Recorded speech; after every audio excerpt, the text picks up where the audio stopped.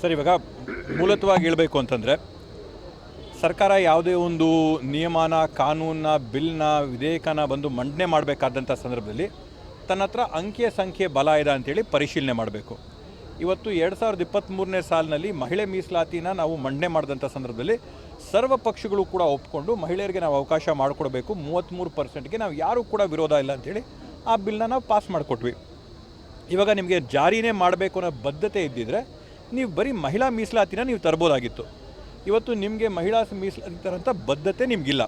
ಅದಕ್ಕೆ BJP ಏನು ಮಾಡಿದ್ರು, ಕುತಂತ್ರ ಪಿತೂರಿ ಮಾಡಿ ಡಿಲಿಮಿಟೇಷನ್ ಬಿಲ್ನ ನೀವು ಮಹಿಳಾ ಮೀಸಲಾತಿಗೆ ಲಿಂಕ್ ಮಾಡಿ, ಡಿಲಿಮಿಟೇಷನ್ ಬಿಲ್ನ ನೀವು ಚರ್ಚೆ ಮಾಡದೆ, ಯಾರನ್ನೂ ಕೂಡ ವಿಶ್ವಾಸಕ್ಕೆ ತಗೋದೆ, ಜನಗಣತಿ ನಡೆಸದೆ, ಸೆನ್ಸಸ್ ತೊಗೊಂಡೆ, ನೀವೇನಿವತ್ತು ಕಾಸ್ಟ್ ಸೆನ್ಸಸ್ ಮಾಡ್ತಾಯಿದ್ದೀರಾ, ಪಾಪ್ಯುಲೇಷನ್ ಸೆನ್ಸಸ್ ಮಾಡ್ತಾಯಿದ್ದೀರಾ, ಅವು ಯಾವನ್ನೂ ಕೂಡ ಗಣನೆಗೆ ತೊಗೊಂಡೆ, ಏನು 1976ನೇ ಇಸ್ವಿಯಲ್ಲಿ ಪ್ರಪೋರ್ಷನ್ನ ಮೇಂಟೈನ್ ಮಾಡ್ತೀವಿ ಅನ್ನೋಂಥದ್ದನ್ನು 25 ವರ್ಷಕ್ಕೆ ಮುಂದೆ ಹಾಕಿತ್ತು.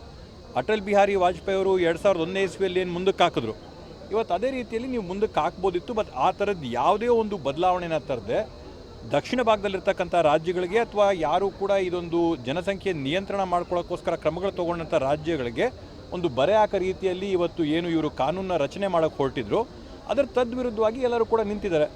ಮೂಲತವಾಗಿ BJPಯವರ ಮನುವಾದದ ಮನಸ್ಥಿತಿಯಲ್ಲಿ ಮಹಿಳೆಯರಿಗೆ ಅವಕಾಶ ಕಲ್ಪಿಸ್ಕೊಡೋಂಥದ್ದು ಅವ್ರ ತತ್ವ ಸಿದ್ಧಾಂತ ಅಲ್ಲಿಲ್ಲ.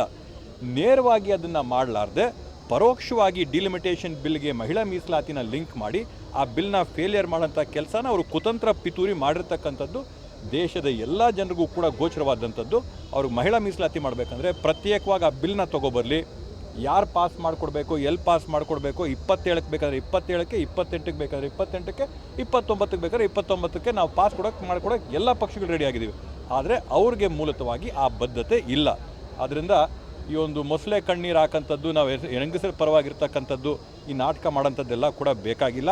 ಅಷ್ಟೇ ಬದ್ಧತೆ ಇದ್ದರೆ, ನಾರಿ ಶಕ್ತಿ, ಸ್ತ್ರೀ ಶಕ್ತಿ ಬಗ್ಗೆ ಅಷ್ಟೇ ನಮಗೆ ವಿಶ್ವಾಸ, ಪ್ರೀತಿ, ಪ್ರೇಮ ಇದ್ದರೆ 2027ನೇ ಇಸ್ವಿಯಲ್ಲಿ ಬರೋಂಥ UP ಎಲೆಕ್ಷನಲ್ಲಿ BJP ಒಂದು ದೃಢ ನಿರ್ಧಾರ ತೊಗೊಂಡು 33% ಕ್ಯಾಂಡಿಡೇಟ್ಗಳು ಅವ್ರು ಏನು ಅಭ್ಯರ್ಥಿಗಳನ್ನ ಅವ್ರು ಹಾಕ್ತಾರೆ ಚುನಾವಣೆಗೆ, ಮಹಿಳೆಯರನ್ನ ಹಾಕಲಿ.